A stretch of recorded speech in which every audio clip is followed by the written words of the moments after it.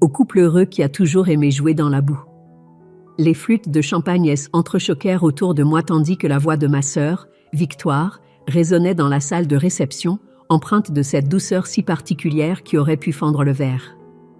Le rire qui en suivit me frappa comme une gifle. Je sentis mes joues brûler alors que 200 invités se tournaient pour nous regarder, Léo et moi. Je m'appelle Amélie, et ce jour était censé être le plus beau de ma vie. J'aurais dû savoir que Victoire ne laisserait pas mon mariage se dérouler sans rappeler à tout le monde quelle était ma place exacte dans la hiérarchie familiale. Elle était là, radieuse dans sa robe de demoiselle des honneurs de créateur, menant la conversation à la table des honneurs, tandis que j'y étais assise dans la robe de mariée retouchée de ma grand-mère, essayant de ne pas laisser paraître mes larmes. Amélie, chérie, souris, me chuchota ma mère, Roseline, à côté de moi, ses doigts parfaitement manucurés enfonçant dans mon bras. Les gens regardent. Bien sûr qu'ils regardaient. Ils avaient passé toute ma vie à regarder, attendant de voir laquelle des sœurs Dubois trébucherait la première. Alerte spoiler, ça allait toujours être moi. La main calleuse de Léo trouva la mienne sous la table, son pouce traçant de doux cercles sur ma paume. Quand je le regardais, ses yeux bruns étaient calmes et bienveillants, complètement indifférents au ricanement qui résonnait autour de nous. « Laisse-les rire », murmura-t-il, se penchant assez près pour que son souffle chatouille mon oreille. « Nous, on sait ce que on a. » Mon Dieu, que j'y aimais cet homme.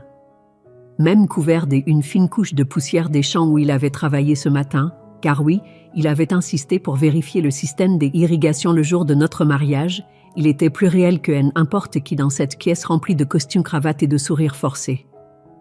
Je n'arrive toujours pas à croire que tu épouses un agriculteur, me glissa ma plus jeune sœur, Chloé, en s'asseyant sur la chaise vide à côté de moi. À 27 ans, elle était la diplomate, essayant toujours d'arrondir les angles de la famille. Je veux dire, je trouve ça romantique, mais maman enchaîne les gaviscons depuis une semaine. Merci pour les encouragements, dis-je en regardant Victoire charmer la foule comme si elle était en campagne électorale. À 31 ans, elle avait perfectionné l'art d'être l'enfant prodige. MBA des HEC, bureau des angles à la défense, un mari qui portait des costumes à plusieurs milliers d'euros et parlait de la volatilité des marchés pendant les dîners. Ce n'est pas ce que je voulais dire, dit rapidement Chloé. Je voulais juste. Mesdames et messieurs. La voix de mon père, Daniel, retentit dans le micro, coupant court au brouhaha. Il se tenait au pupitre, ses cheveux argentés parfaitement coiffés, son expression oscillant entre la résignation et la déception. J'aimerais dire quelques mots sur ma fille, Amélie. Mon estomac se noua. Ça ne pouvait pas être bon. Amélie a toujours été unique, commença-t-il, et j'y aperçus le sourire narquois de Victoire derrière sa flûte de champagne. Tandis que ses sœurs se concentraient sur leur carrière et leur réussite, Amélie a choisi une voie différente. Une voie plus simple. Le mot « simple » flotta dans l'air comme un jugement. Je sentis la poigne de Léo se resserrer sur ma main. Elle a choisi d'épouser Léo, un homme qui travaille de ses mains et qui comprend la valeur du travail acharné. La pose de Daniel semblait délibérée, calculée. Nous leur souhaitons beaucoup de bonheur dans leur vie modeste. Les applaudissements furent polis, mais tièdes. Je vis ma mère éponger les yeux avec un mouchoir, sans savoir il agissait de larmes de joie ou de deuil. « Ton père y va fort », dit Léo à voix basse, son ton calme malgré l'insulte déguisée en vœu de mariage. « Il répète ce discours depuis des semaines », répondis-je, en regardant Victoire se pencher pour murmurer quelque chose à son mari, Édouard.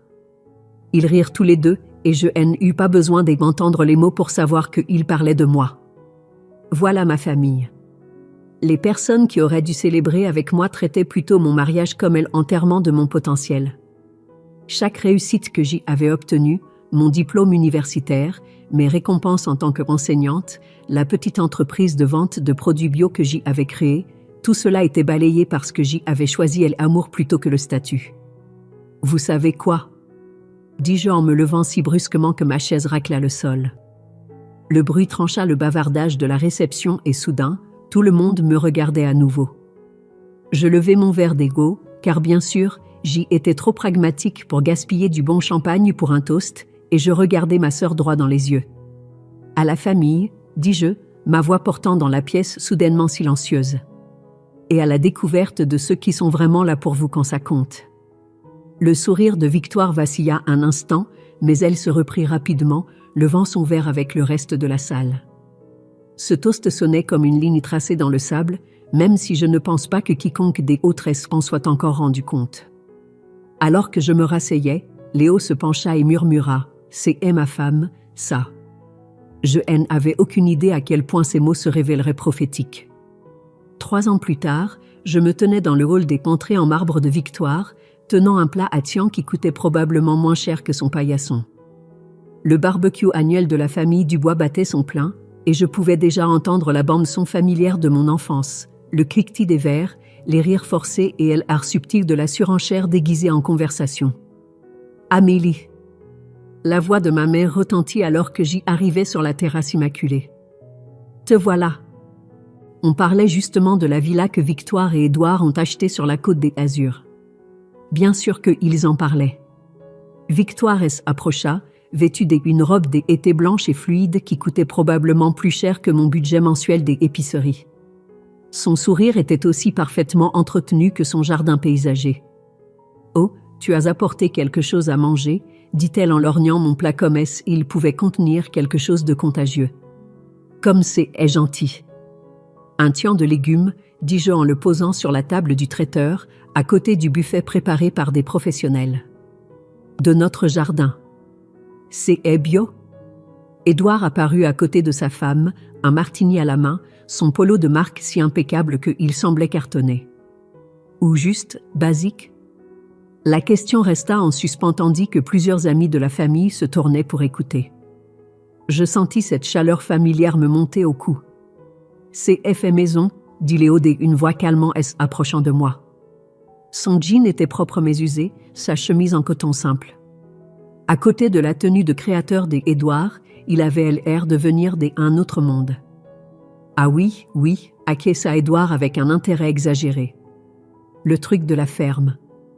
Comment ça se passe? Toujours à jouer dans la terre? On s'en sort bien, dis-je, forçant ma voix à rester neutre. La ferme est rentable depuis 2 ans. Victoire éclata de rire, un son comme des carillons dans un ouragan. Rentable? Oh, ma chérie, c'est adorable. Édouard vient de conclure une affaire qui vaut plus que ce que ta petite ferme rapporte probablement en une décennie. En fait, intervint mon père en approchant avec son whisky, je voulais vous poser une question à ce sujet. Cette aventure agricole, quand prévoyez-vous de faire quelque chose de plus substantiel de vos vies?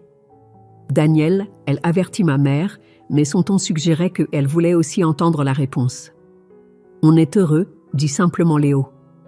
C'est un bon travail, un travail honnête. Un travail honnête, répéta Édouard en faisant tourner son martini. C'est une façon de voir les choses. Bien que je doive dire que vous regardez tous les deux lors des réunions de famille, c'est comme regarder un documentaire animalier. Nous observons ici les simples gens de la campagne dans leur habitat naturel. Le groupe autour de nous gloussa. Je vis Chloé grimacer de l'autre côté de la terrasse, mais elle ne dit rien. Au moins, nous, on dort bien la nuit, dis-je, les mots m'échappant avant que je puisse les retenir. Le rire cessa. Le sourire d'Édouard se crispa. « Que est-ce que ça veut dire ?» demanda Victoire, sa voix assez tranchante pour couper du verre. « Rien, dis-je rapidement. Juste que le travail physique, ça fatigue. » Mais le mal était fait. J'y avais franchi une ligne invisible et tout le monde pouvait le sentir. « Bon, dit ma mère avec une gaieté forcée, qui veut voir le nouveau Poulaos ?» Le groupe se dispersa, suivant Victoire vers le dernier ajout à son empire immobilier. Je commençais à les suivre, mais Léo me retint par le bras. « Je vais voir la voiture, dit-il. Elle m'assurait qu'on n'a pas laissé les fenêtres ouvertes. Je savais qu'il avait juste besoin d'égards. Ces réunions étaient plus dures pour lui qu'il ne le laissait paraître, à regarder sa femme se faire démolir par sa propre famille pendant qu'il restait là, impuissant. « Je viens avec toi, dis-je, mais il secoua la tête. Reste. Profite de ta famille. » Le mot « profite » était lourd de sous-entendu que nous comprenions tous les deux. Je me retrouvais seule près de la piscine, regardant le soleil se refléter sur une eau dont l'entretien coûtait probablement plus cher que nos courses. Le son des rires provenait de la visite du pool house, et je me demandais ce que ça ferait d'appartenir à ce groupe au lieu d'être toujours à l'extérieur, à regarder. « Ils sont odieux aujourd'hui », dit Chloé en apparaissant à mes côtés avec 2 verres de vin. « Aujourd'hui ?» Je pris le verre avec gratitude. Pour eux, c'est juste un mardi comme un autre. Ce n'est pas toujours comme ça. Si. Je me tournai pour la regarder. Quand est-ce que quelqu'un dans cette famille a demandé de mes nouvelles pour la dernière fois sans que ce soit le prélude à une blague? Chloé resta silencieuse un moment. Les choses sont tendues ces derniers temps avec le travail d'Édouard. Je veux dire, Victoire est stressée. Stressée à propos de quoi? Je ne devrais probablement rien dire, Chloé. Elle jeta un coup d'œil autour d'elle, puis se pencha plus près. Certains de ses investissements n'ont pas bien marché. Des gros. Victoire a parlé de devoir ajuster leur style de vie. Avant que je puisse répondre, la voix de Victoire traversa la terrasse comme une lame. « Amélie, viens nous départager. » Je retournai vers le groupe, mon verre de vin à la main, déjà sur mes gardes. On discutait des trajectoires de carrière, dit Victoire, son sourire prédateur. Et je disais à tout le monde que tu avais vraiment trouvé ta vocation. Je veux dire, tout le monde ne peut pas gérer les exigences intellectuelles de ce que tu appelles l'agriculture de subsistance. Le groupe prit sur commande. Mais je dois te demander, continua-t-elle en approchant, ne te demandes-tu jamais ce que tu aurais pu accomplir si tu t'étais investi? Je veux dire, vraiment investi, au lieu de te contenter de cette petite vie pittoresque.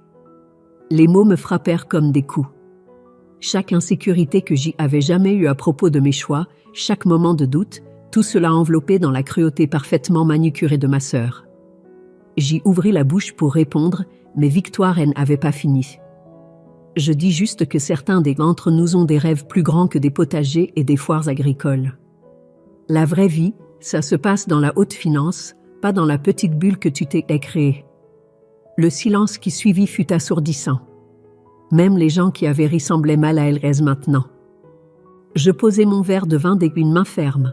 « Tu as raison, dis-je doucement. La vraie vie arrive. Et parfois, elle arrive de manière totalement inattendue. 6 mois après le barbecue de l'enfer, je commençais à voir les fissures apparaître. Ça a commencé par des appels manqués.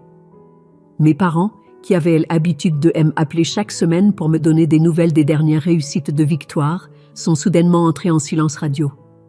Quand j'y arrivais à les joindre, les conversations semblaient tendues, comme s'ils lisaient un script dont la moitié des pages manquaient. « Comment va Victoire ?» demandai-je lors d'un appel particulièrement gênant avec ma mère. « Oh, tu sais, Victoire.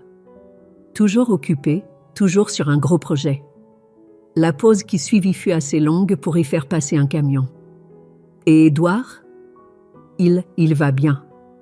Écoute, chérie, je dois te laisser, ton père m'appelle. » Clic, je fixai le téléphone en fronçant les sourcils.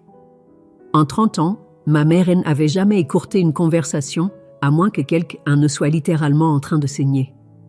Le drapeau rouge suivant est apparu au dîner des anniversaires de Chloé. Nous nous sommes retrouvés dans un petit restaurant italien du centre-ville, rien d'extraordinaire, ce qui aurait dû être mon premier indice. La famille Dubois ne faisait pas dans le « rien d'extraordinaire ». « Où sont les autres ?» demandai-je alors que Chloé se glissait dans la banquette en face de Léo et moi. Maman et papa ont eu un imprévu. Victoire et Édouard sont pris par le travail. Le travail, un samedi soir ? Chloé tripota son graissin, évitant mon regard.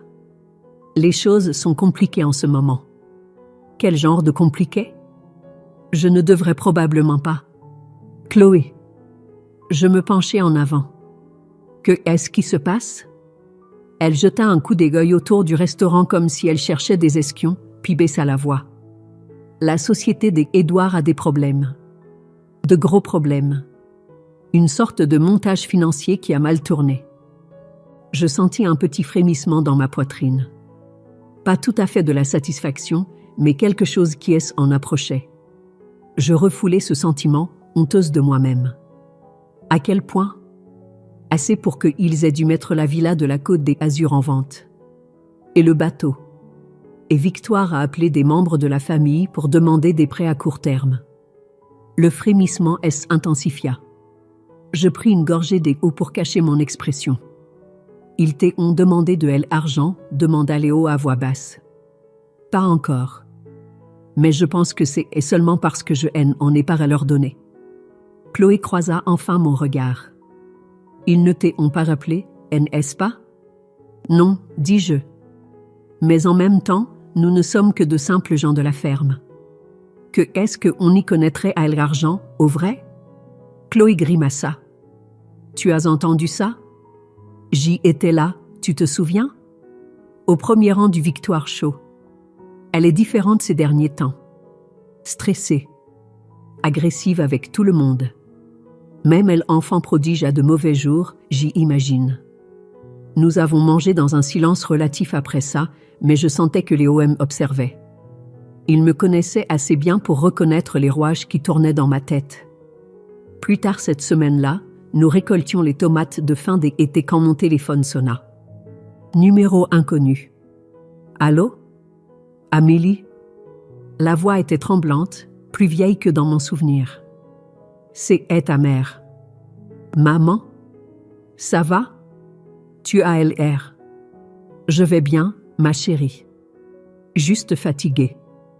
Écoute, je me demandais, pourrais-tu passer à la maison ce week-end? Il y a quelque chose dont nous devons discuter, en famille. Ces mots me donnèrent un frisson dans le dos. Dans le jargon de la famille Dubois, quelque chose dont nous devons discuter en famille, n'était jamais une bonne nouvelle. Quel genre de quelque chose? C'est mieux si on en parle en personne. Tu peux venir samedi après-midi, vers 14h? Je regardais Léo, qui faisait semblant de ne pas écouter tout en chargeant des tomates dans des caisses. Ses épaules étaient tendues. Je suppose. Je dois apporter quelque chose? Juste toi. Et Léo, bien sûr. La communication se coupa, me laissant fixer mon téléphone. Réunion de famille, demanda Léo sans lever les yeux. On dirait bien. Il se redressa, essuyant les mains sur son jean. À propos de quoi? Hélène n'a rien voulu dire. Mais vu ce que Chloé nous a raconté, ils vont nous demander de l'argent. Ce n'était pas une question. Nous savions tous les deux que c'était vrai. Cette nuit-là, j'y étais allongée dans mon lit, fixant le plafond tandis que la respiration de Léo devenait régulière à côté de moi. Une partie de moi, une partie plus grande que je ne voulais admettre, était presque excitée. Après des années à être traités comme la déception de la famille, ils allaient enfin avoir besoin de quelque chose de moi. L'ironie était délicieuse. Toutes ces remarques sur notre petite vie simple et le fait de jouer dans la terre, et maintenant ils allaient venir nous voir chapeau bas, la fille de la ferme qu'ils avaient passé des décennies à moquer. Mais une autre partie de moi, celle qui se souvenait encore d'avoir 7 ans et de vouloir désespérément que Victoire inclus dans ses jeux, se sentait mal à l'idée de la souffrance de ma famille. Le samedi matin arriva, gris et bruneux, assorti à mon humeur. Léo était inhabituellement silencieux pendant que nous conduisions vers la maison de mes parents, ses mains fermes sur le volant mais sa mâchoire serrée. « Quoi qu'il demande, dit-il alors que nous nous garions dans l'allée familière, souviens-toi que tu ne leur dois rien. » Je sais. Tu es sûre? Parce que tu as un cœur tendre, Amélie, et ils savent comment l'utiliser contre toi. Je regardais la maison où J avait grandi, avec sa pelouse parfaite et ses volets impeccables. Elle me semblait plus petite que dans mon souvenir, moins imposante. Ça ira.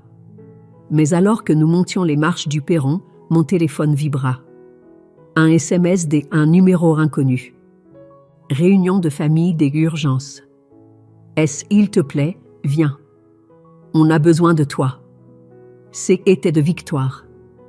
La même sœur qui avait passé des années à me dire que je n'arriverais jamais à rien me demandait de l'aide.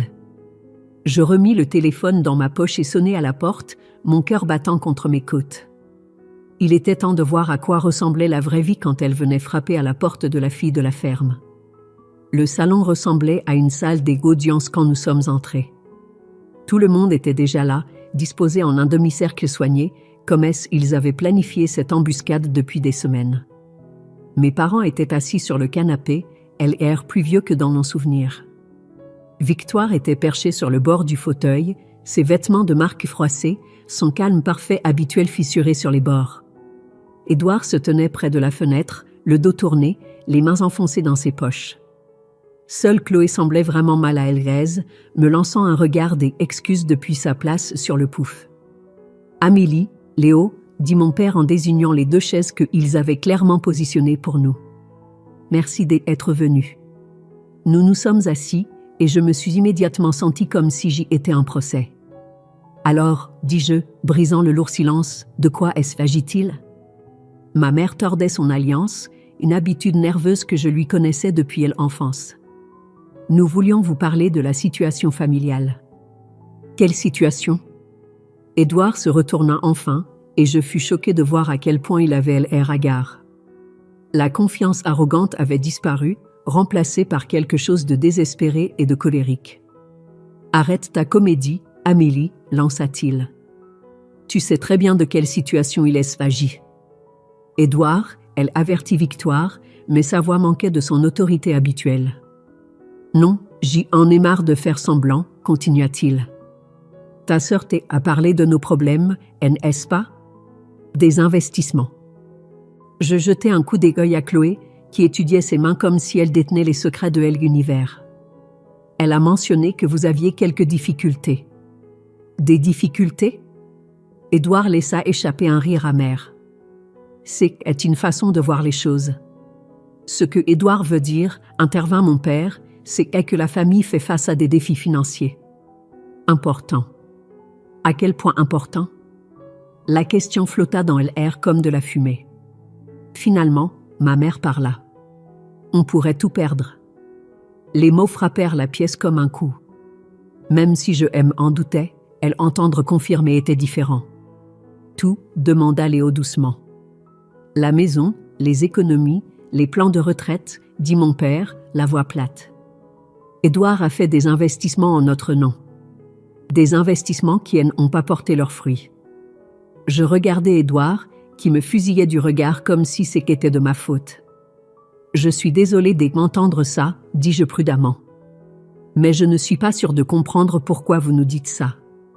Parce qu'on a besoin de votre aide, dit Victoire en se penchant en avant.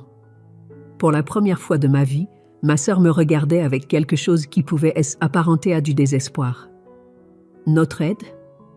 Votre terre, dit mon père sans détour. La ferme. On a besoin que vous la vendiez. Les mots me giflèrent. Pardon? C'est le seul actif de la famille qui n'est pas lié à ce pétrin, expliqua ma mère, la voix suppliante. Si vous vendez la ferme, on peut rembourser les dettes et recommencer à zéro. Je sentis la main de Léo trouver la mienne, sa prise ferme et chaude. Vous voulez qu'on vende notre maison, dis-je lentement, pour réparer vos erreurs? Il ne s'agit pas des erreurs, dit Édouard, la voix montant. Il s'agit de la famille. De faire ce qui est juste. Ce qui est juste? Les mots sortirent plus secs que je ne l'aurais voulu.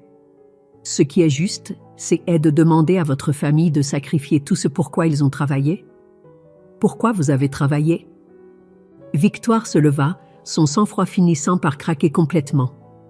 Amélie, tu joues à la dinette sur un lopin de terre. Ça, c'est la vraie vie. De vraies conséquences. De vraies conséquences pour des choix que vous avez faits.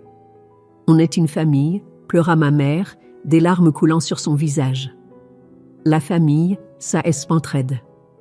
Où était cette loyauté familiale quand vous avez passé des années à vous moquer de tout ce que l'on a construit? Je me levai aussi, les mains tremblantes. Où était-elle quand vous avez traité Léo comme de la boue sous vos chaussures? Ce n'est pas juste, dit mon père, mais sa voix manquait de conviction. Ah non? Vous voulez parler de ce qui est juste? Parlant de chaque réunion de famille où vous nous avez fait sentir comme des cas sociaux. Chaque commentaire sur notre petite vie simple. Chaque fois que vous avez agi comme si on vous faisait honte juste en existant. Amélie, commença Chloé, mais j'y étais lancée. Et maintenant, quand les combines de votre Golden Boy s'effondrent, soudain vous vous souvenez qu'on existe. Soudain, on est une famille. Il ne s'agit pas du passé, dit Victoire, la voix désespérée. Il s'agit du présent. De la survie. Votre survie, bâtie sur notre sacrifice. Ce n'est que de la terre, explosa Édouard. C'est de la boue et des mauvaises herbes, rien. Vous pourriez acheter une autre ferme n'importe où. Le silence qui suivit fut assourdissant. Même lui semblait réaliser qu'il était allé trop loin. Léo se leva lentement, ses mouvements délibérés et contrôlés. « Je pense, dit-il doucement, qu'on devrait y aller. »« Attendez, plaida ma mère. Il vous plaît, réfléchissez Y. On ne vous demande pas de décider tout de suite. » En fait, si, dit mon père, la voix dure. Les créanciers n'attendront pas plus longtemps. On a besoin d'une réponse pour lundi. Lundi? Je le fixais. Vous nous donnez 2 jours pour décider si on doit détruire nos vies pour vous? Tu es dramatique, dit Victoire, mais sa voix tremblait. Ce n'est que de l'immobilier. On parle de la vie des gens, ici. De l'avenir de ma fille. Et notre avenir à nous? Vous n'avez pas d'enfants, rétorqua-t-elle. Vous ne comprenez pas ce qui est en jeu. Les mots me frappèrent comme un coup. L'implication tacite que notre mariage sans enfant rendait nos vies moins importantes flotta dans l'air entre nous. La mâchoire de Léo se serra, et je vis ses mains se crisper en poing. « On en va » dis-je en attrapant mon sac. « Amélie, il te plaît » appela ma mère alors que nous nous dirigions vers la porte.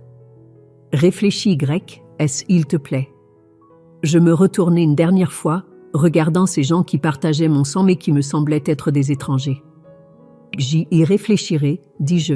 « Mais vous devriez réfléchir à quelque chose aussi.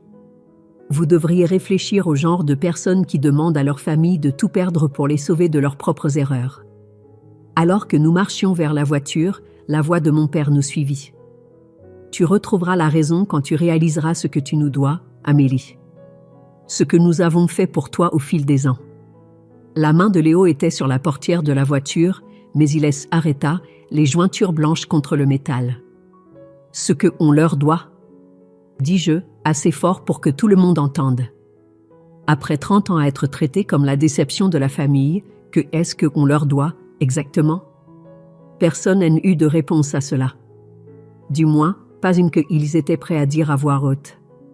Le trajet du retour fut silencieux, à l'exception du bruit du gravier crissant sous nos pneus. Les jointures de Léo étaient toujours blanches sur le volant, et je pouvais pratiquement sentir la colère qui émanait de lui par vagues. Nous nous sommes garés dans notre allée, et j'y ai regardé notre modeste ferme, l'endroit que ma famille voulait que nous sacrifiions comme si cela ne signifiait rien. La lumière du soir donnait au champ un aspect doré, paisible. Tout ce que j'y avais toujours voulu était ici. « Il faut que je te montre quelque chose » dit Léo alors que nous sortions de la voiture. « Léo, je ne vends pas. Je me fiche de ce que il. Je sais que tu ne vends pas. Ce n'est pas de ça qu'il s'agit. » Il se dirigea vers la grange, sa démarche déterminée. « Il y a des choses que j'y aurais dû te dire il y a des années. » Je le suivis, confuse. « Quelle chose ?» Au lieu de répondre, il me conduisit à l'arrière de la grange, où il avait son bureau. J'y étais entré 1 millier de fois, mais il se dirigea directement vers un classeur que je ne l'avais jamais vu ouvrir. « Assieds-toi » dit-il en sortant un épais dossier cartonné. « Léo, tu me fais peur. » « Je n'essaie pas de te faire peur. J'y essaie de te montrer qui nous sommes vraiment. » Il ouvrit le dossier et étala des papiers sur son bureau. « Ce que nous sommes vraiment ?» Je me penchai, plissant les yeux pour lire les documents. Des papiers juridiques, des brevets, des relevés financiers avec des chiffres qui me donnaient le vertige. « Que est-ce que c'est que tout ça ?» « Ça, dit-il en montrant un document de brevet, c'est le système d'irrigation que nous utilisons dans le champ nord. Celui que j'y ai bricolé avec des pièces de rechange.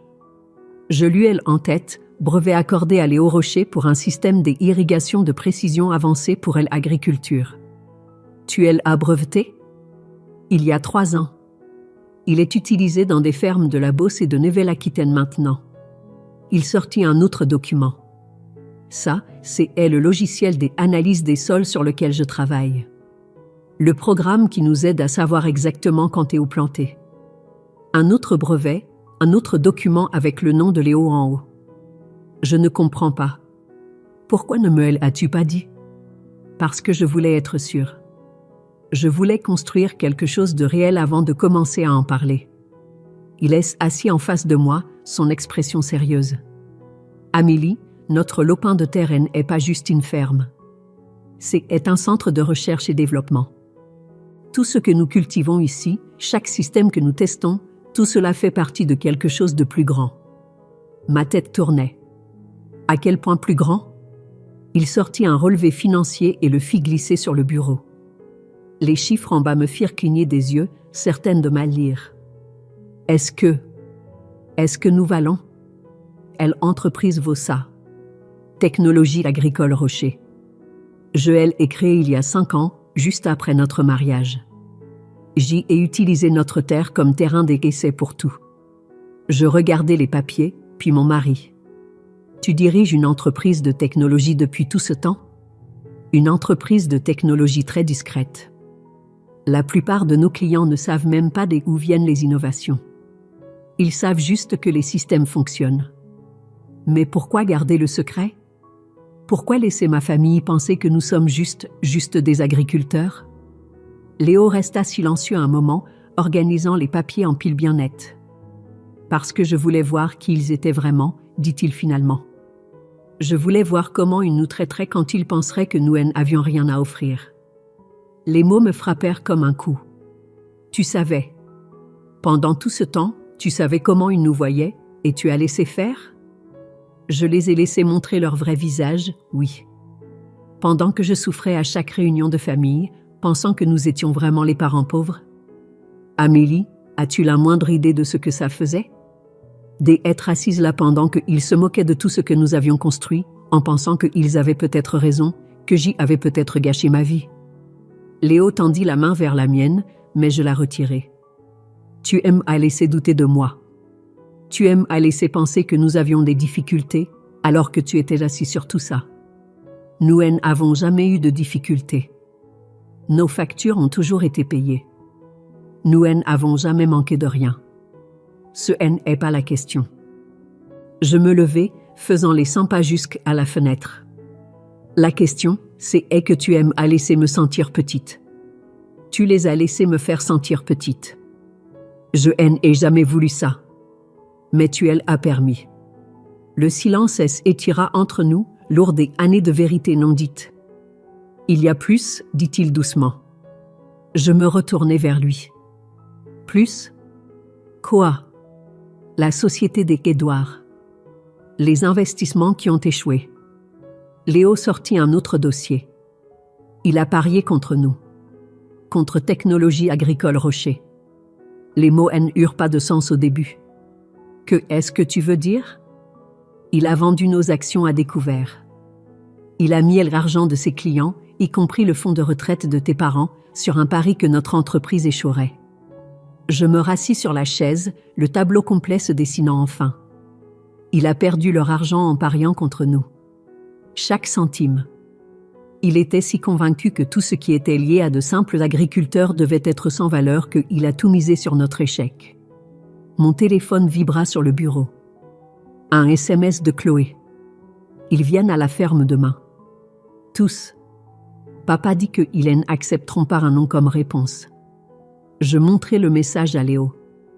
Il le lut, puis leva les yeux vers moi avec quelque chose qui pouvait être de l'anticipation. « Bien, dit-il. Laisse-les venir. »« Bien?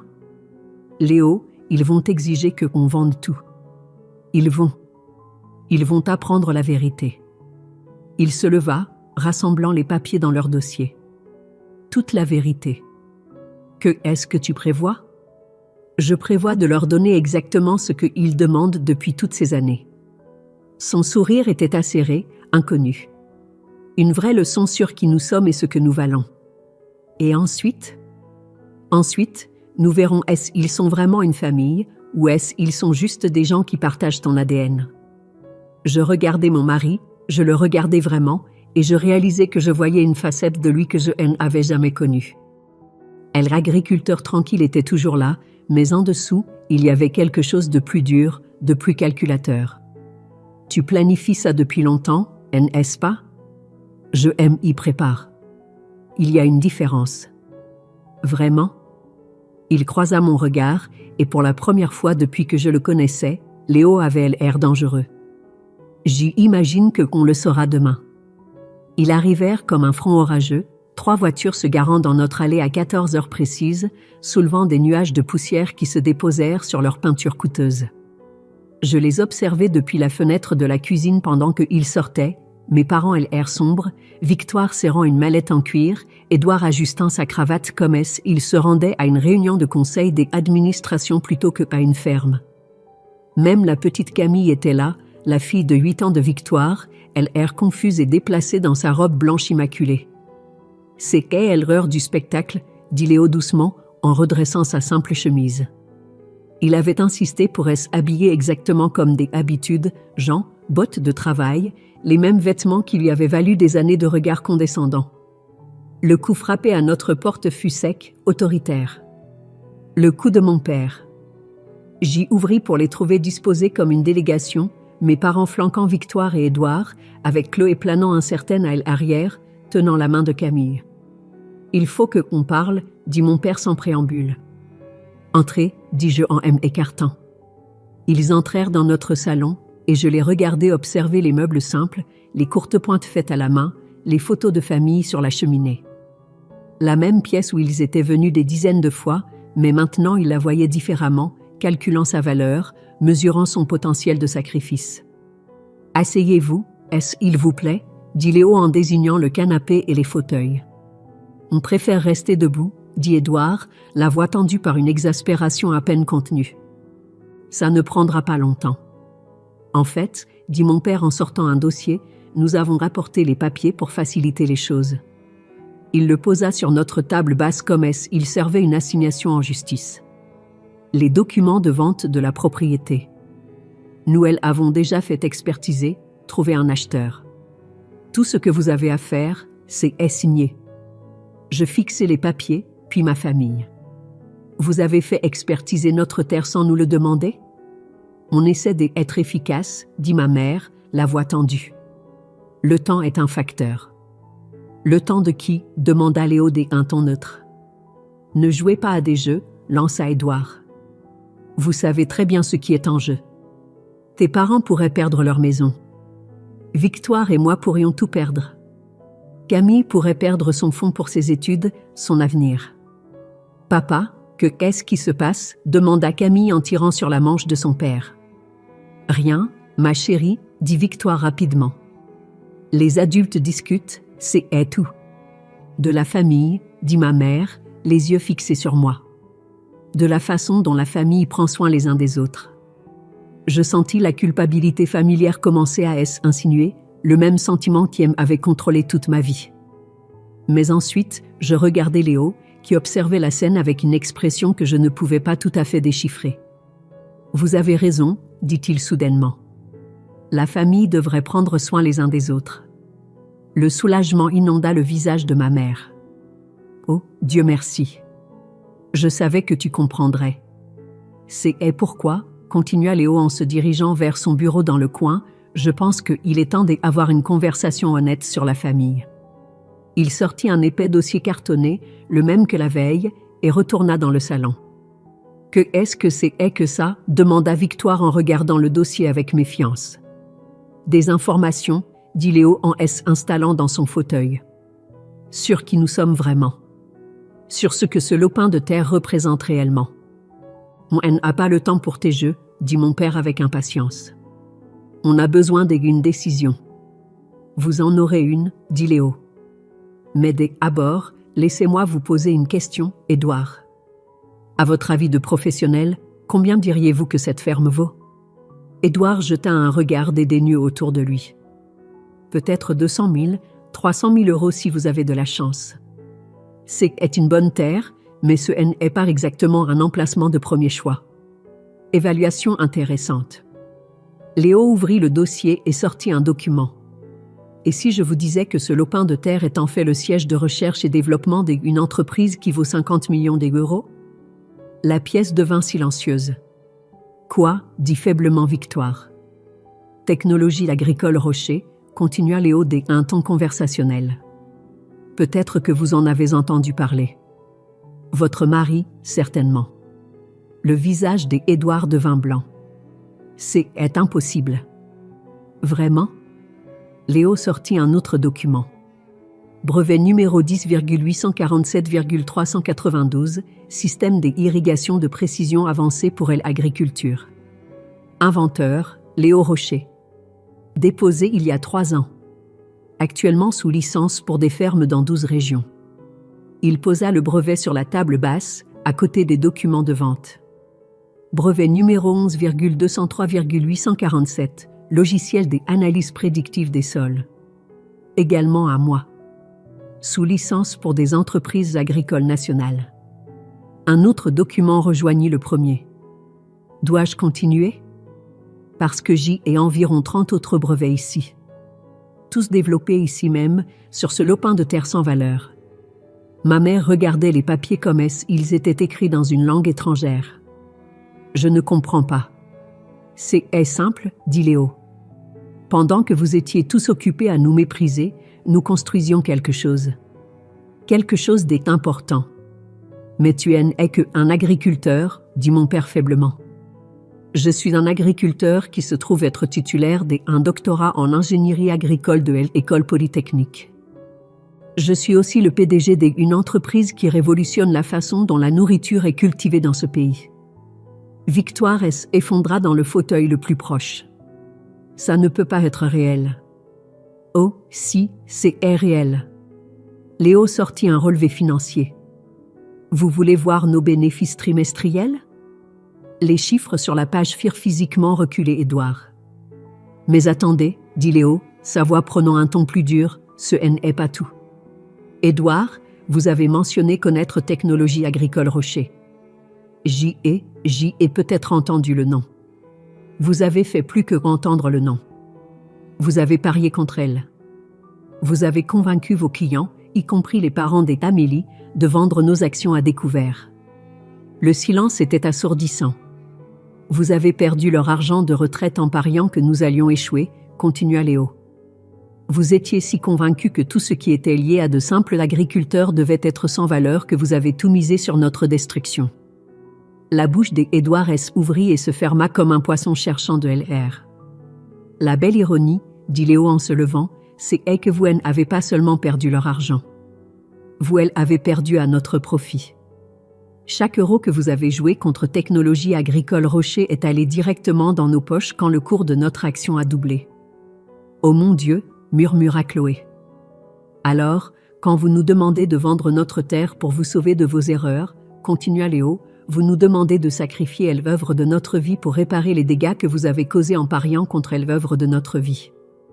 La porte des entrées s'ouvrit et un homme en costume coûteux entra comme il était chez lui. Désolé, je suis en retard, dit-il en posant une mallette sur la table. La circulation était un enfer. Tout le monde, dit Léo calmement, je vous présente Maître Laurent Sage, notre avocat. Laurent sourit à la salle remplie de visages stupéfaits. Je crois que vous avez quelques questions pour mon client. Laurent ouvrit sa mallette avec la précision d'un chirurgien, sortant des documents et les disposant sur notre table basse comme il se préparait pour une opération. Les papiers de vente que mon père avait apportés semblaient soudainement pathétiques à côté des documents juridiques officiels qui étalaient sur la surface. Commençons par les bases, dit Laurent en ajustant ses lunettes.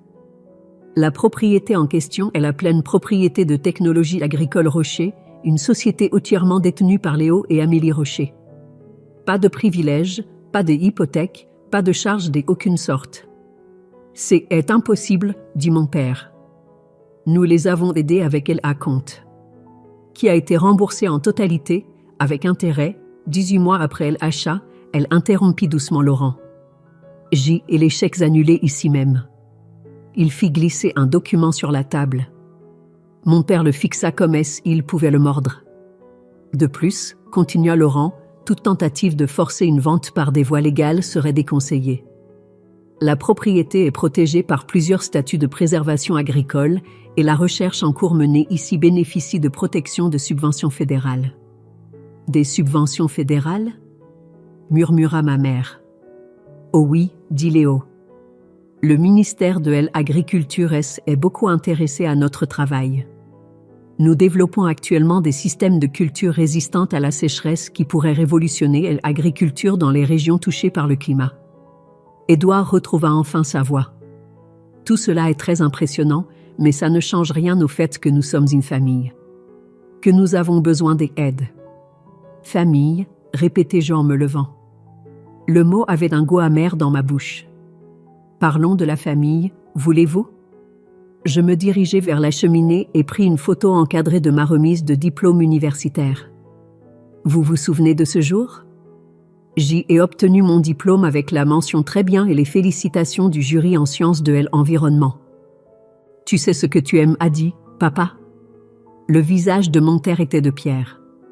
Tu as dit, dommage que ce ne soit pas un vrai diplôme comme le droit ou une école de commerce. Tu as dit que j'y avais perdu 4 ans à étudier la terre et les plantes. Je reposai la photo et en pris une autre. Notre jour de mariage. Et ce jour-là, quand j'y ai épousé l'amour de ma vie, tu as passé toute la réception à t'excuser auprès des gens pour mon mauvais choix. Tu as dit à tante Marguerite que tu espérais que je retrouverais la raison avant qu'il ne soit trop tard. Amélie, commença ma mère. Je n'ai pas fini. Ma voix était stable, mais mes mains tremblaient. Chaque réunion de famille pendant 5 ans. Chaque fête, chaque anniversaire, chaque célébration. Vous vous êtes assuré que je sache exactement où était ma place. La déception, l'échec, celle qui était contentée de moi. Victoire pleurait maintenant, le mascara coulant sur ses joues. On ne voulait pas. Vous pensiez chaque mot. Je me tournai pour lui faire face directement. Tu as qualifié notre vie de blague. Tu as dit que la vraie vie se passait dans la haute finance, pas dans notre petite bulle. Tu t'es moqué de tout ce que nous avons construit, de tout ce qui nous tenait à cœur. Mais on ne savait pas, sanglota-t-elle. On ne savait pas pour elle entreprise, pour elle argent. Et c'est exactement ça, le problème. Les mots explosèrent hors de moi. Vous ne saviez pas, et vous ne vous en souciez pas. Vous avez vu ce que vous vouliez voir, 2 personnes que vous pouviez mépriser pour vous sentir mieux. Laurent se racla la gorge. Si je peux me permettre, il y a une autre question que nous devrions aborder. Les pertes financières que votre famille a subies. Il sortit un autre document. Technologie agricole Rocher a suivi les positions courtes prises contre notre action. Nous sommes tenus de signaler les transactions importantes à l'AMF. Édouard devint encore plus pâle, si c'était possible. Les transactions ont été effectuées par l'intermédiaire de Pinnacle Investment Group, où M. Édouard Olsen est associé principal. L'exposition totale était d'environ 2,3 millions d'euros, représentant les comptes de retraite de 17 clients. 17 familles, dit Léo doucement. 17 familles qui vous ont confié les économies de toute une vie, et vous avez tout joué sur un pari que nous allions échouer. C'était une affaire sûre, dit Édouard désespérément. Les startups de technologie agricole échouent 90% du temps. Les probabilités étaient que vous fassiez vos devoirs avant de risquer l'argent des autres, elle interrompit Laurent. Avez-vous visité l'entreprise ? Avez-vous fait des recherches sur les brevets ? Avez-vous examiné les antécédents de l'équipe de direction ? Silence. Vous ne l'avez pas fait, n'est-ce pas ? Vous avez vu agriculture et vous avez supposé que c'était sans valeur. Tout comme vous avez supposé que nous étions sans valeur. On peut vous poursuivre en justice, dit soudain mon père. Pour les pertes, pour les dommages.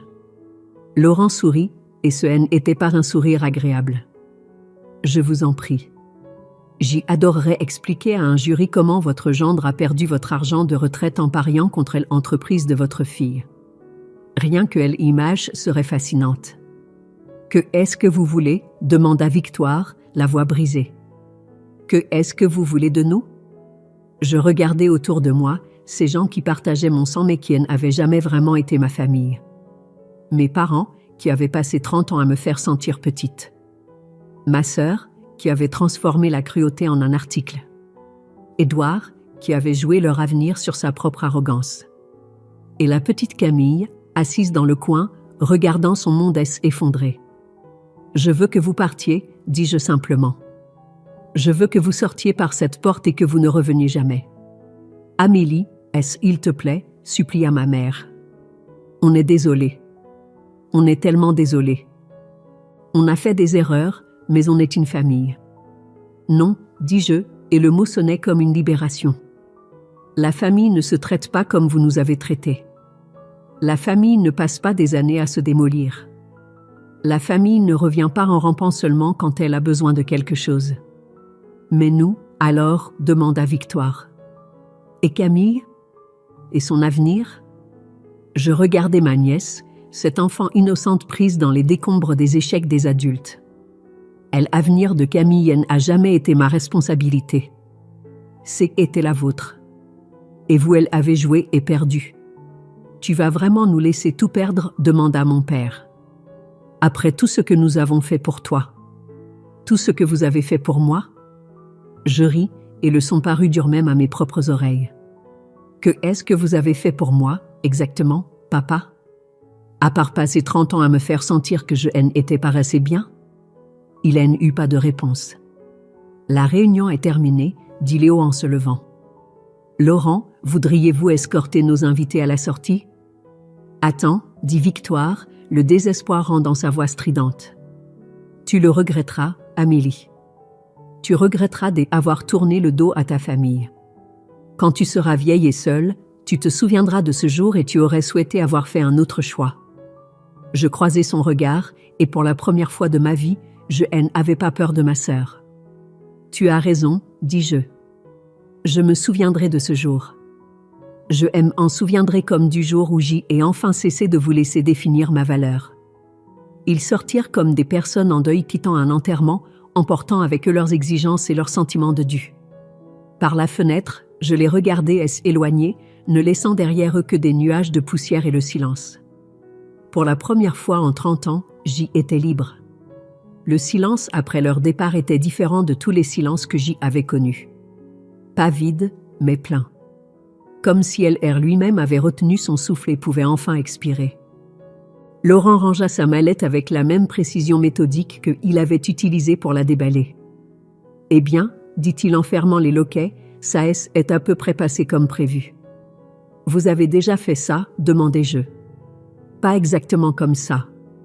Mais j'y ai vu assez de dynamique familiale pour savoir comment ces choses se déroulent. » Il redressa sa cravate. « Les gens vous montrent qui ils sont quand ils sont désespérés. Votre famille vous l'a montré. Et maintenant? Maintenant, vous avancez. Sans eux. » Après le départ de Laurent, Léo et moi nous sommes assis sur notre porche, regardant le soleil se coucher sur nos champs.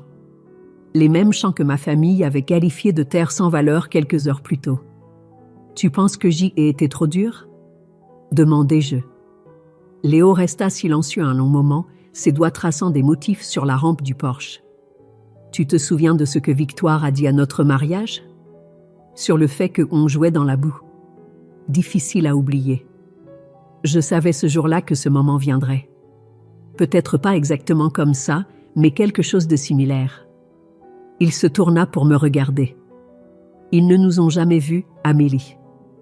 Ils ont vu ce qu'ils voulaient voir. Des gens auxquels ils pouvaient se sentir supérieurs. Mais c'est quand même ma famille. » Vraiment?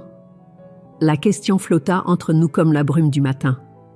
Avant que je puisse répondre, mon téléphone sonna. Le nom de Chloé afficha à l'écran. « Je devrais probablement prendre, » dit Léo. « Elle est différente des autres. » Je répondis à la 3e sonnerie. « Allô? Amélie ?» La voix de Chloé était chargée de larmes. « Je suis désolée. Je suis tellement désolée. » « Chloé, non. Laisse-moi dire ça. Je savais. Je savais comment il te traitait et je ne t'ai jamais défendu. Je me disais que je restais neutre, mais il n'y a pas de neutralité quand quelqu'un que tu aimes se fait blesser. Je fermai les yeux, sentant des larmes que je n'attendais pas. Tu étais prise au milieu. J était une lâche. Et maintenant? Mon Dieu, Amélie, les choses qu'ils disent sur toi. Papa dit à tout le monde que tu as abandonné la famille. Maman agit comme si tu avais personnellement détruit leur vie. Et Victoire? Que en est-il de Victoire? Elle est amère. Vraiment amère. Elle n'arrête pas de dire que tu as tout planifié, que toi et Léo vous les avez piégés d'une manière ou d'une autre. On n'a piégé personne. On a juste arrêté de prétendre être moins que ce que nous sommes. Je le sais. Je te connais, toi. Même si je ne t'ai pas défendu comme j'y aurais dû. La voix de Chloé se brisa. Pourras-tu un jour me pardonner? Je regardais notre terre, la vie que Léo et moi avions construite ensemble, malgré tout. Tu m'appelles maintenant. Ça compte pour quelque chose. Je veux te voir. Pas pour demander quoi que ce soit. Juste. Ma sœur me manque. La vraie. Pas la version qu'ils ont essayé de faire de toi. Viens dîner dimanche. Amène qui tu veux, mais laisse les drames à la maison. Juste moi, promis. Après avoir raccroché, Léo tendit la main et prit la mienne. Une de moi. Tu penses que les autres reviendront? Est-ce que ça a de l'importance? J'y ai réfléchi. Il y a une semaine, l'idée de perdre ma famille m'aurait terrifiée. Maintenant, assise ici avec mon mari, sur une terre que nous possédions en toute propriété, entourée du succès que nous avions bâti ensemble, cela ressemblait plus à une mue. Non, dis-je finalement. Ça n'a pas d'importance. Le lendemain matin, j'y étais dans le jardin quand j'y entendis une voiture dans l'allée. Mon cœur sursauta, me demandant si mes parents étaient revenus pour essayer à nouveau. Mais quand je levai les yeux, je vis une femme que je ne reconnaissais pas sortir d'une petite berline. Elle avait peut-être la quarantaine, portait un jean et un chemisier simple et tenait un dossier cartonné. « Madame Rocher ?» lança-t-elle. « Je suis Sarah Martin, du ministère de l'Agriculture. J'y espérais parler avec vous et votre mari de vos recherches sur la résistance à la sécheresse. » Léo sortit de la grange en essuyant les mains sur un chiffon. « Sarah, vous avez fait vite. Les résultats préliminaires que vous avez envoyés étaient incroyables, dit-elle en lui serrant la main. Nous aimerions accélérer l'approbation de la subvention pour les essais élargis.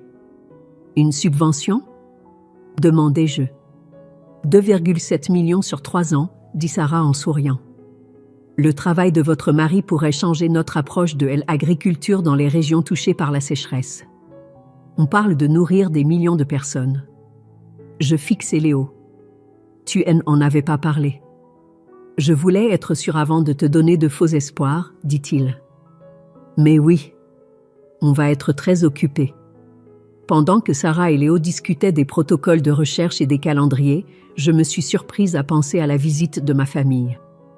Ils étaient venus ici, exigeant que nous sacrifiions tout pour les sauver de leurs erreurs, sans jamais réaliser qu'ils nous demandaient de détruire quelque chose qui pourrait aider à nourrir le monde. L'ironie était parfaite. Ils avaient passé des années à nous traiter de petits, d'insignifiants, de sans valeur. Pendant ce temps, nous travaillions tranquillement sur quelque chose qui comptait plus que n'importe lequel de leurs symboles de statut ou de leur portefeuille d'investissement. Ce soir-là, Léo et moi nous sommes promenés dans nos champs alors que le soleil peignait le ciel d'orange et de rose. La même promenade que nous avions faite des centaines de fois, mais tout semblait différent maintenant. Des regrets, demanda-t-il. J'y ai pensé aux larmes de ma mère, au désespoir de Victoire, à la petite Camille prise au milieu des échecs des adultes. J'y ai pensé aux années d'humiliation, au sentiment constant de ne pas être assez bien, à la façon dont il m'avait fait douter de tout ce que j'y avais choisi. Non, dis-je, et je le pensais. Aucun regret. Même pour ta famille? Ils ont fait leur choix bien avant aujourd'hui. Ils ont choisi de nous voir comme moins que ce que nous étions. Ils ont choisi de parier contre nous, littéralement et métaphoriquement. Je aime arrêter de marcher et me tourner pour lui faire face. Je nous choisis, nous. Je choisis cette vie, ce travail, cet avenir que nous construisons. Léo sourit, le même sourire doux qui m'avait fait tomber amoureuse de lui. Bien. Parce que j'y ai des plans pour nous. De grands plans. Plus grand qu'une entreprise de 50 millions d'euros. Beaucoup plus grand. Il fit un geste vers le chantier s'étendait autour de nous. Nous allons changer le monde, Amélie. Une graine à la fois. Alors que nous retournions vers la maison, je réalisais que quelque chose avait changé en moi. La partie de moi qui avait toujours cherché l'approbation de ma famille, qui avait porté leur déception comme un poids, avait disparu. À sa place, il y avait quelque chose de plus fort, de plus pur. J'y étais exactement là où je devais être, avec la bonne personne, faisant exactement le travail que j'y étais censé faire. Et pour la première fois de ma vie, c'était suffisant. Plus que suffisant. C'était tout. Fin de l'histoire.